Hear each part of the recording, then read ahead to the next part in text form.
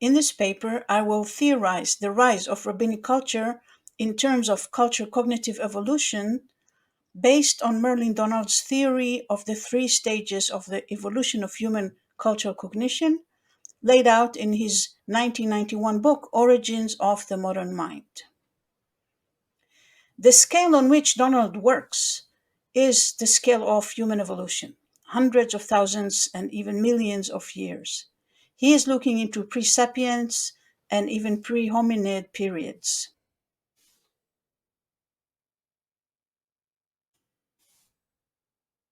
This is not what we usually deal with in the research of rabbinic culture. Here, the scale runs from a few dozens of centuries down to decades. How to match the different scales?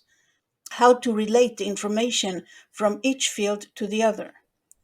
Well, in the same way that we do and have done when we use philological terms, textual criticism, history of ideas, literary studies, narratological, political, economic, psychological, social studies, gender, ecological, or semiotic terms to explain rabbinic culture. In the same way, we can use a culture cognitive evolutionary approach. Why the use of the term evolution here? First and foremost, because this is the framework in which Donald developed his cultural cognitive theory. The term evolution was coined in the field of biology and refers to biological entities.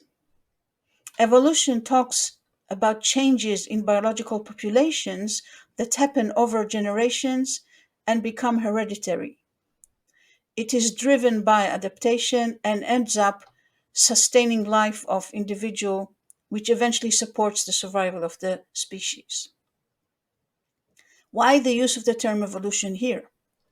First and foremost, because this is the framework in which Donald developed his cultural cognitive theory, but also because some of the principles used in evolutionary discourse work well for culture, for describing how changes happen.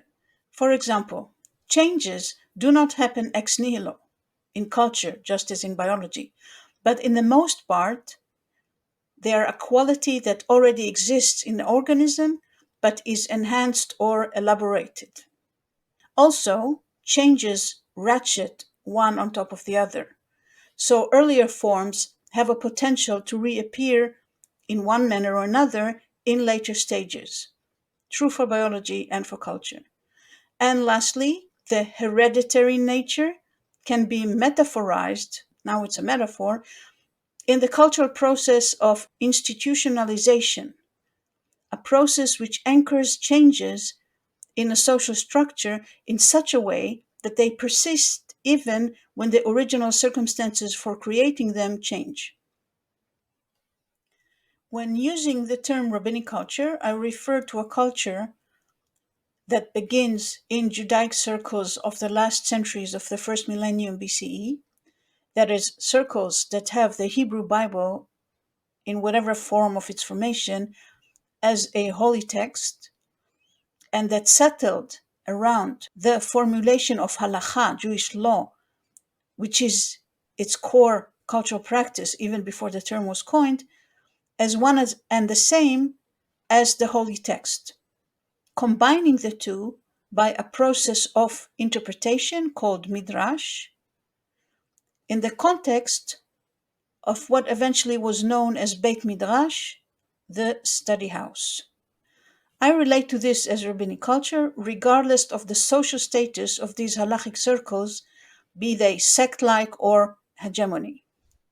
I'm also not committed to when this process, the rise of rabbinic culture, started or when it ended, if it ended.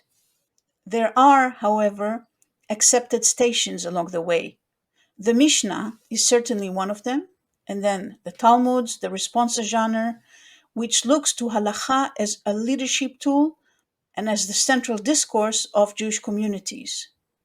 The project of putting halakha into writing systematically, such as Maimonides' Mishneh Torah or others, are projects along the way of rabbinic culture that can be seen as failed in light of the persistence of the Babylonian Talmud as the core culture artifact of engagement orally and then in print.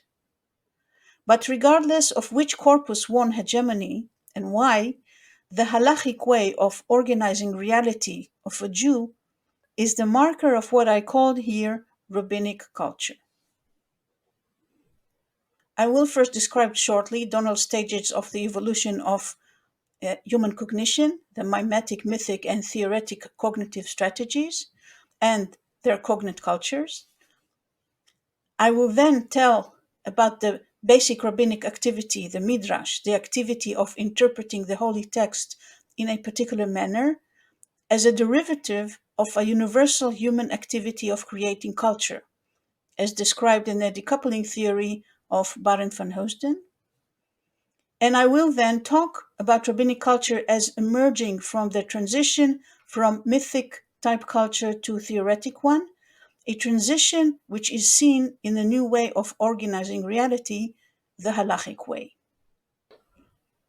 Donald describes human culture as resulting from cognitive strategies that they have developed, humans. Beginning with a nonverbal culture, which is based on mimetic cognition, that is the intentional, all human culture is intentional, mimicking the environment in order to convey a message, group cohesion, overall status, simple awareness of something, etc. This was the culture of the Homo erectus species some 2 million years ago. We see this type of cognitive strategy expressed in nonverbal interaction and nonverbal arts, as the example here of an ad of a Japanese condom company. Conceptualizing reality as a story is behind the mythic cognition strategy, and it has language as its major tool. Language has developed when humans were able to perfect their mimetic skill of the speech production organs, such as the larynx and the palatal cavity. In this cognition, sounds refer not only to objects, but can also relatively easily communicate complicated syntactical information about things that do not exist in the here and now of the teller and the audience. Theoretic cognition specializes in representing patterns, schemas, conceptualized information, etc. Graphic representation is the tool that this cognition developed, and writing is one of them. Things that are found in theoretic cognition and not in the mythic one are, and I'm quoting Donald on page 273, formal arguments, systematic taxonomy, induction, deduction, verification, differentiation, quantification, idealization, formal methods of measurements, and more. Theoretic cognition developed what Donald calls an exogram, an external memory device where information is stored in a coded manner independently from its creator or its interpreter. Such is the computer, for example. It is not only independent from teller or interpreter, it is also independent of human capabilities, such as theorizing 4, 5, and more dimensions, something that neither the human sensory system nor human imagination can experience, as you can see in the 4-dimension cube represented here. Neither of these cultures exist in a pure form in the world that we know. All human cultures have components from all of these in various social groups and in various periods. Cultures may shift from one to the other according to circumstances, while still using the same cultural canon, that is, the same cultural content. I'm using these terms, these cognitive strategies, as analytical terms. Mythic cognition is a cognitive strategy which organizes reality in the form of a story. It sees reality as made of protagonists, that is, people, and a plot, which stretches over time, and sees causal relation between events. Problems and solutions are also represented in a storied manner. Overcoming it, finding solutions, etc.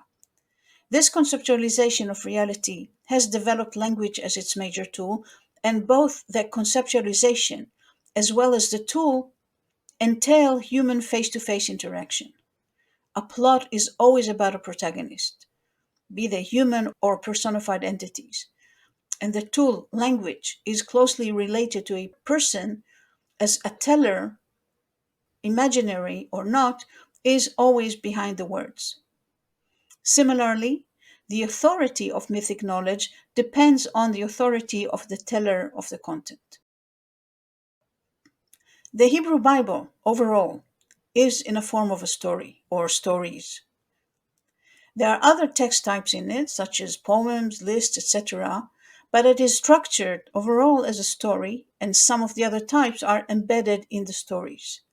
Even the legal parts are case law, laws that are short stories. This oral, storied organization of reality changes when the form of organization changes into a legal system. The content of theoretic cognition, the patterns recognized by this cognition, is not dependent on a teller and is not bound by time.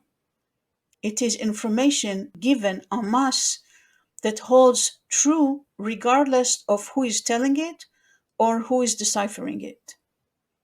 It is telling a universal truth, even if it talks about private things, because it is not bound to historical events or private cases.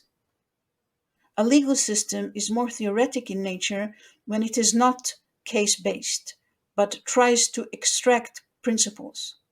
My claim is that rabbinic culture is a shift to theoretic cognition, and that this shift made it more adaptable to the historical circumstances where it rose. But before I give a few examples to illustrate this, I want to dwell on the basic rabbinic activity of interpreting the holy text, their way of interpretation, which is called midrash.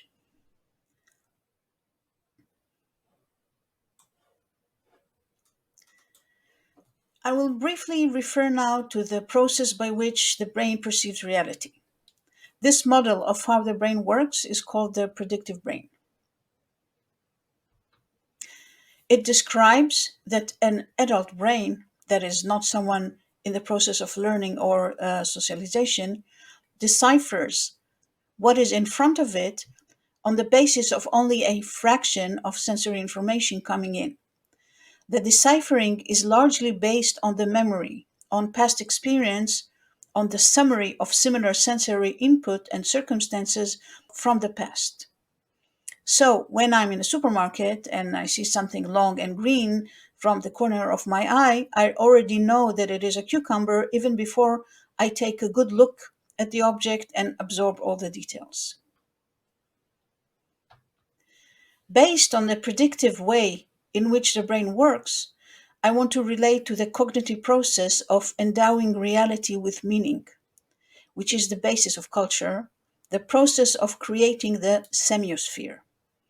It is called the decoupling theory and was described by Baron van Heusden. It tells how humans recognize the discrepancy between the expectations from the memory and the perception. When reality deviates from the memory, humans embark on a journey of explaining this difference, and by this create a new semiotic reality, an updated reality in a slightly different culture. I see midrashic activity as a derivative of the cognitive process, the neurological, and the cultural one, a derivative which has developed in a particular historical and social circumstances. The first relevant condition was the coming into being of a stable holy text, unlike a fluctuating narrative which existed earlier. Not a holy story, but a strict text, as the rabbinic culture saw it. And the second, the gradual loss of power of priestly hegemony and its authority over the scripture. The holy text existed already for hundreds of years before the rise of rabbinic culture.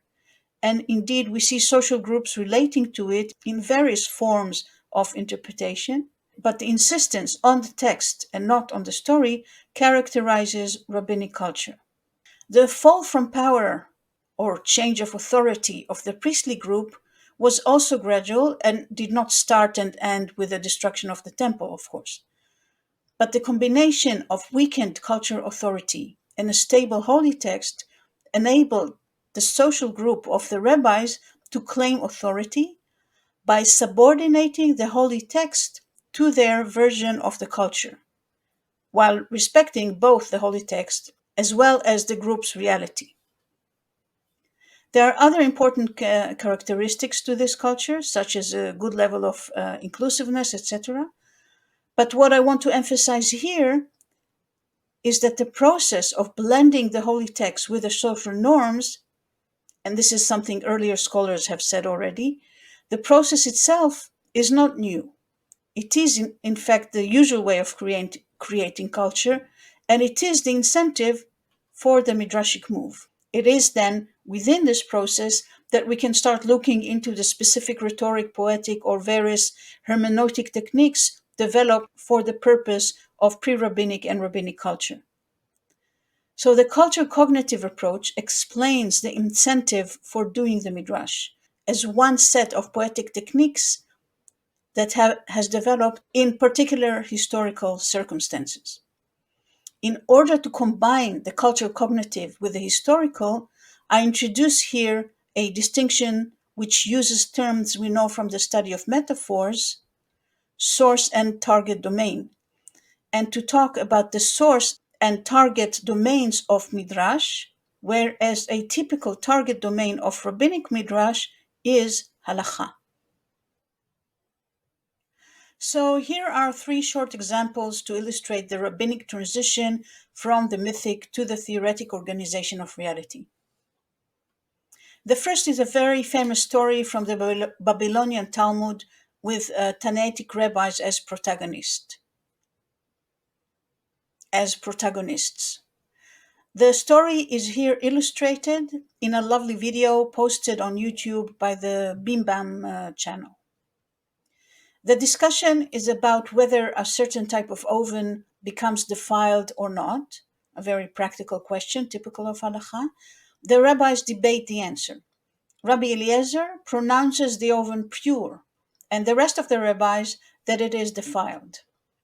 Rabbi Eliezer calls for divine assistance to prove his claim, and divine assistance indeed arrives as a set of miracles. A carob tree is uprooted and is blown away.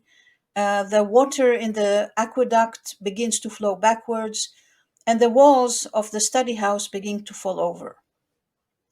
But the other rabbis, the majority of them, do not accept these proofs, as they say that the Torah is not in heaven anymore.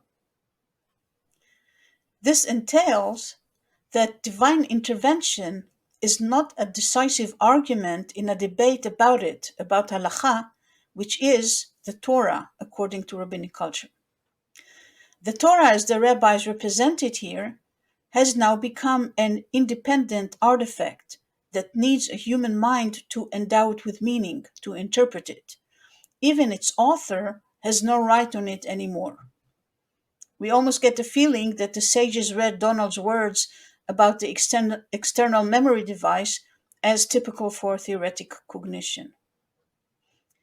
The death of the author, the independence of the cultural memory artifact, which is only deciphered when there is a subject that perceives it, this is the shift to theoretic cognitive strategy, as described above.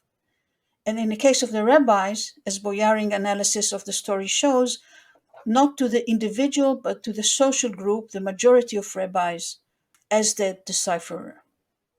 We can call this process depersonifying the authority.